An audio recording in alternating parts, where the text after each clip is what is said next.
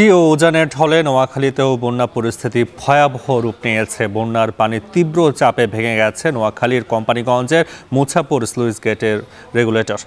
এতে আশেপাশের 4 থেকে 5টি উপজেলার বাসিন্দাদের মাঝে ছড়িয়েছে আতঙ্ক। নোয়াখালীর বন্যা পরিস্থিতির সবশেষ খবর জানাতে কবিরহাট থেকে যুক্ত হয়েছেন সহকর্মী নাসিম শুভ। শুভ, জানাবেন যে এই যে মুছাপুর স্লুইস গেটের রেগুলেটর ভেঙে যাওয়ায় পানি লোকালয়ে ঢুকে পড়ার শঙ্কা রয়েছে কিনা, এছাড়া রেগুলেটর মেরামতে জরুরি কোনো ব্যবস্থা নেওয়া হয়েছে কিনা জানাবেন। নাপে আসলে উপকূলীয় জনপদ নোয়াখালী ভালো নেই। একের পর এক দুঃসংবাদ যেন পিছুই ছাড়ছে না এই জনপদের। গত সপ্তাহে আগেও টানা 10 দিন জলাবদ্ধতার কবলে ছিল নোয়াখালী। তার সাথে যুক্ত হয়েছে গত 5 দিনের বন্যা। ফেনী এবং কুমিল্লা থেকে যে উজানের ঢল সেটি যুক্ত হয়েছে আজ 2 দিন থেকে। এর পাশাপাশি আজ সকালে কিন্তু নোয়াখালীর কোম্পানিগঞ্জের যে মুছাপুর ফেনী নদীর উপরে, ছোট ফেনী নদীর উপরে যে মুছাপুর স্লুইস গেটটি রয়েছে সেটি পানির চাপে ভেঙে ইতোমধ্যে তলিয়ে গেছে।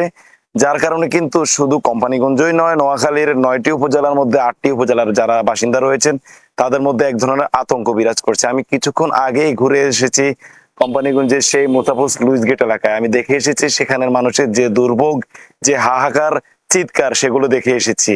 সেখানে স্থানীয় যারা রয়েছেন অনেকেরই ঘর বাড়ি ইতোমধ্যে নদীতে তলিয়ে গেছে। মুছাপুরের ওই এলাকার বাকি যে সকল ঘর বাড়িগুলো রয়েছে স্থানীয়রা বলছেন সেগুলো কিন্তু 2-1 দিনের মধ্যেই সব নদীতে তলিয়ে যাবে, এর কোনো আসলে বিকল্প নেই। স্লুইস গেটটি ভাঙার সাথে সাথে কিন্তু বেশ কয়েকটি গ্রামে নদী ভাঙনে শুরু হয়েছে।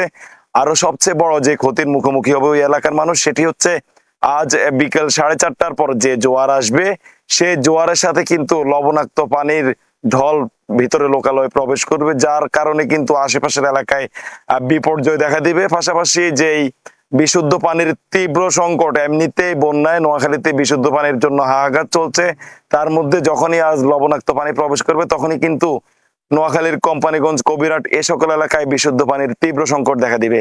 তো আজ সকালে মুছাপুর ক্লোজারের এই সুইচ গেট রেগুলেটরটি ভাঙার পরে কিন্তু সেখানে পরিদর্শন করেছেন নোয়াখালীর যিনি জেলা প্রশাসক রয়েছেন দেওয়ান মাহবুবুর রহমান, তিনি ছিলেন। বাংলাদেশ পানি উন্নয়ন বোর্ডের যিনি নির্বাহী প্রকৌশলী রয়েছেন মুন্সি আমির ফয়সাল, পাশাপাশি সেনাবাহিনীর নোয়াখালী ক্যাম্পে যিনি দায়িত্বে রয়েছেন, তারা কিন্তু কিছুক্ষণ আগেই কোম্পানিগঞ্জের স্লুইস গেট এলাকাটি পরিদর্শন করেছেন এবং তারা জানিয়েছেন একে তো বন্যা, তার উপরে স্লুইস গেটের এই বিপর্যয়, সব মিলিয়ে নোয়াখালীর মানুষ যে আতঙ্কে দিন কাটছে সেটির কথা তারা নিশ্চিত করেছেন। পাশাপাশি বলেছেন স্লুইস গেটের বিষয়ে কিন্তু ঊর্ধ্বতন কর্তৃপক্ষকে তারাও জানিয়েছেন।